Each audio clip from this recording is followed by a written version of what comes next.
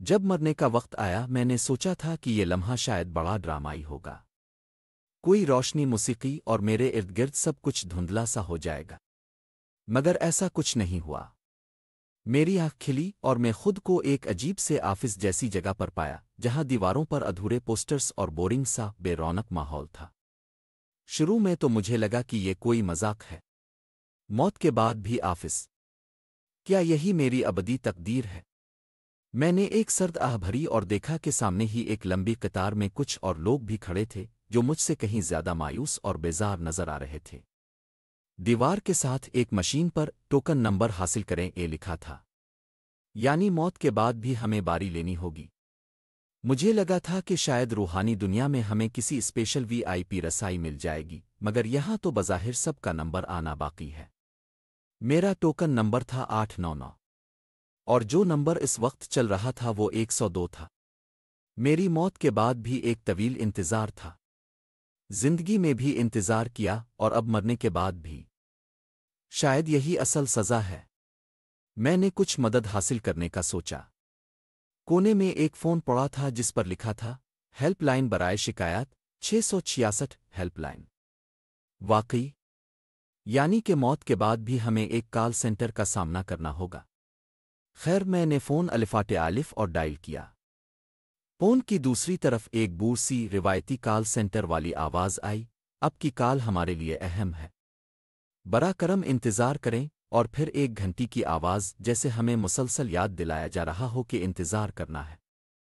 ہر کچھ سیکنڈ بعد یہ آٹو میسج دہرایا جاتا اور ساتھ میں ایک ڈونی سی موسیقی چلتی رہی، یہاں تک کہ جب میرا صبر جواب دے گیا تو میں نے فون رکھ دیا۔ اب جب مجھے سمجھ آ گیا کہ اس آفس میں انتظار ہی کرنا پڑے گا، میں نے آس پاس نظر دوڑائی کہ شاید کسی اور روح سے بات کر سکوں، مگر سبھی لوگ اتنے تھکے ہوئے اور مایوس تھے کہ ان سے بات کرنا بھی بیکار محسوس ہوا۔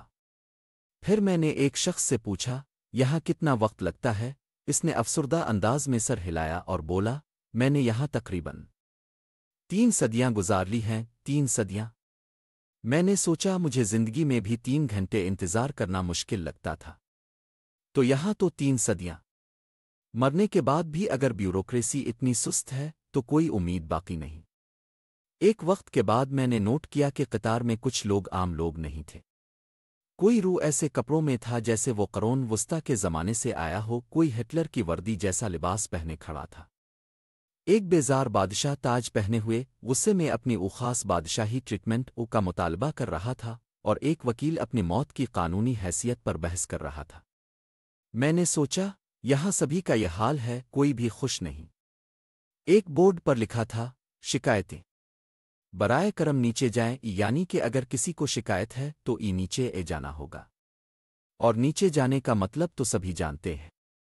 مجھے لگا کہ یہ ایک اشارہ تھا کہ شکایتیں سننے کے لیے شاید خاص بندوبست نیچے ہی ہوتا ہے، مگر میں نے فیصلہ کیا کہ شاید نیچے جانے سے بہتر ہے کہ خاموشی سے اپنی باری کا انتظار کر لوں۔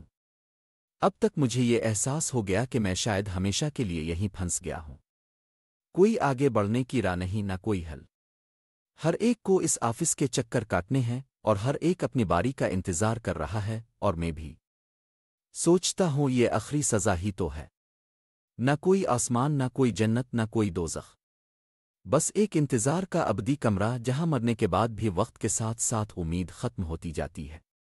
میں ایک بار پھر اپنی بیزاریت کو قابو میں کرتے ہوئے قطار میں اپنی باری کا انتظار کر رہا ہوں۔ کیا کبھی میرا نمبر آئے گا؟ شاید نہیں، شاید یہی میرا انجام ہے، اب یہی میری زندگی ہے، یوں کہیے کہ میری بعد از موت زندگی۔